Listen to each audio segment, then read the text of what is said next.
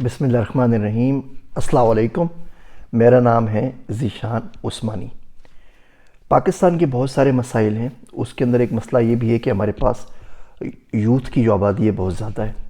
नौजवान बहुत ज़्यादा हैं, जिसे हम यूथ पल्ज कहते हैं। 15 से 29 साल के सिर्फ लोगों को अगर गिना जाए पाकिस्तान के अंदर तो 138.9 मिलियन लोग बनते हैं।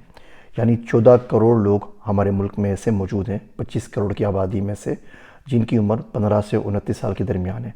जब आप वर्क फोर्स में आना चाहते हैं, जब आप कुछ करना चाहते हैं, जब अपनी आइडेंटिटी अपनी बना रहे होते हैं उस एज के अंदर। 3.5 लाख माइल का पाकिस्तान स्क्वायर माइल्स का, तो अगर आप नक्शे पे प्लेस करें तो 411 बच्चे बनते हैं पर माइल। अब ज़ाहिर बात है अर्बन रूरल का डिफरेंस है, जितने बच्चे पिंडी के अंदर है उतने घोटकी में नहीं होंगे, उतने सखर के अंदर नहीं होंगे।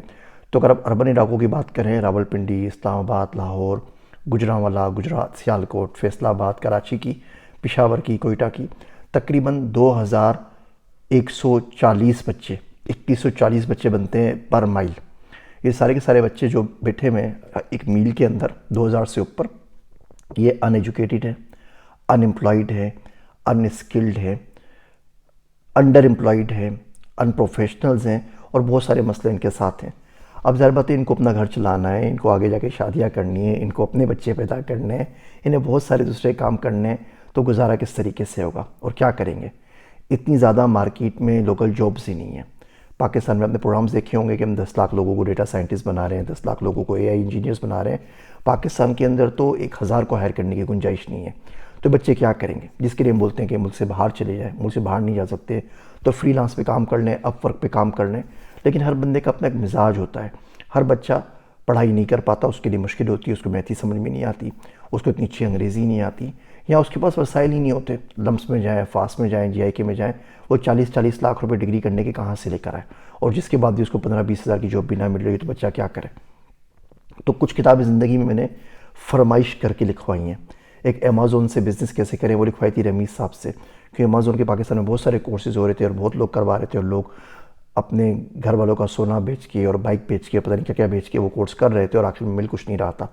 तो मैंने कहा कि बजाय इसके कि वो कोर्स करें, और कोर्स करने का डिसीजन है उससे पहले अगर उनको मामूली सी जानकारी हो जाए, बेसिक बिल्कुल इन्फॉर्मेशन मिल जाए कि कोर्स करना उनके लिए ठीक है भी या नहीं, आगे पढ़ना है तो कहाँ से पढ़ सकते हैं, कुछ देखना है तो कैसे देख सकते हैं। तो रमीज़ भाई से मैंने बड़ी रिक्वेस्ट की कि आप प्लीज़ किताब लिख दीजिए, और हिम्मत कर किताब लिखी और अल्लाह का शुक्र उससे बड़े लोगों का भला हुआ। इसी तरीके से ये दूसरी फरमाइशी किताब है। इसके अलावा कुछ फरमाइशी किताबें, इसमें से किताब ये है जो मुर्शिद मसूद काजी साहब को बोला कि जी आप बिज़नेस के ऊपर आपका बड़ा अच्छा समझते हैं, आपने दुनिया भर में बिज़नेस किया हुआ है, और वो बंदे जो कि प्रोफेशनली एजुकेटेड नहीं होते, जिनके पास कोई टर्मिनल डिग्री नहीं होती, एलएलबी नहीं किया हुआ, उन्होंने डॉक्टरेट नहीं की हुई, पीएचडी नहीं किया हुआ, एमबीबीएस नहीं है, बाकी नहीं है, आम सी पढ़ाई की हुई है, बीए कर लिया, बीकॉम कर लिया, बेसिक्स की इन्फॉर्मेशन उनके पास मौजूद है। सॉरी, वो लोग किस तरीके से आगे बढ़ सकते हैं, वो लोग किस तरीके से काम कर सकते हैं। तो आप किताब लिख दीजिए। तो उन्हें किताब लिख दी, किताब आपके पास अवेलेबल है। इसका नाम है बिज़नेस आइडियाज़, मुर्शिद मसूद काजी साहब की है। बड़ी सस्ती किताब है, सिर्फ 750 रुपये की किताब है, और इसके अंदर 20 ऐसे आइडियाज़ हैं कि जॉब के अलावा आप अपना पेट कैसे बढ़ सकते हैं, आप आगे कैसे बढ़ सकते हैं, आप बिज़नेस कैसे बना सकते हैं। आप मैकडोनल्ड को देख लें, पूरी दुनिया के अंदर है तो एक बर्गर ही बेच रहा है ना। आप स्टारबक्स को देख लें तो एक कॉफ़ी ही बेच रहा है ना, लेकिन पूरी ब्रांड बना दी। तो ब्रांडिंग कैसे कहते हैं, बिज़नेस को किस तरीके से आप फैला सकते हैं, इंटरनेशनल बिज़नेस कैसे कर सकते हैं।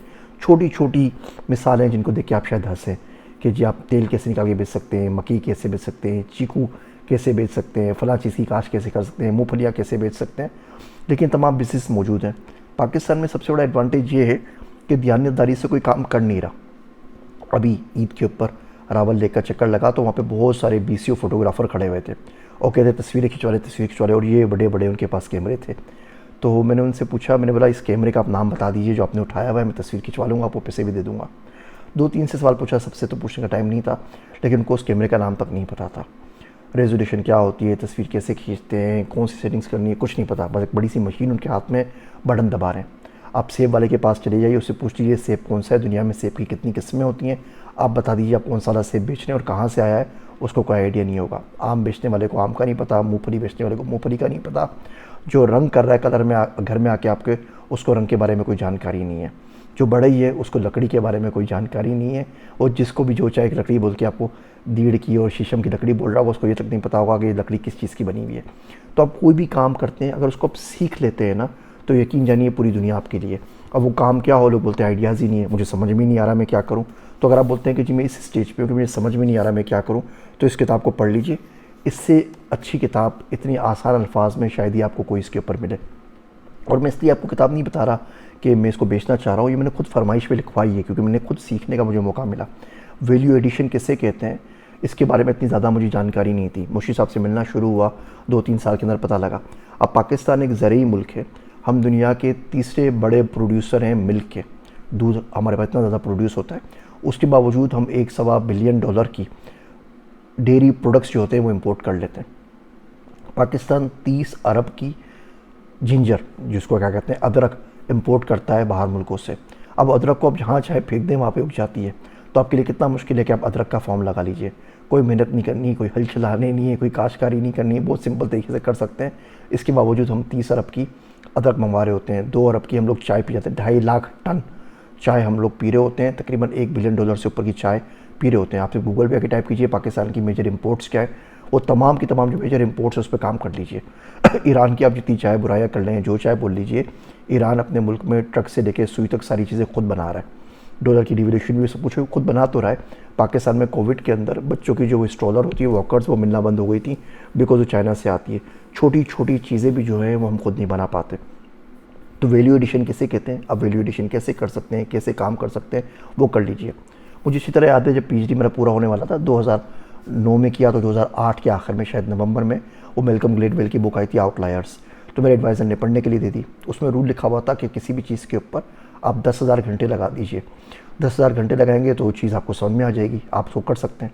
आप गाना गाते हैं, आप क्रिकेट खेलते हैं, आप पेंटिंग करते हैं, आप डेटा साइंस करते हैं, आप एआई करते हैं, तो कर लीजिए। तो मैंने सोचा 2 चीज़ों में ज़िंदगी में 10,000 घंटे लगा दूंगा।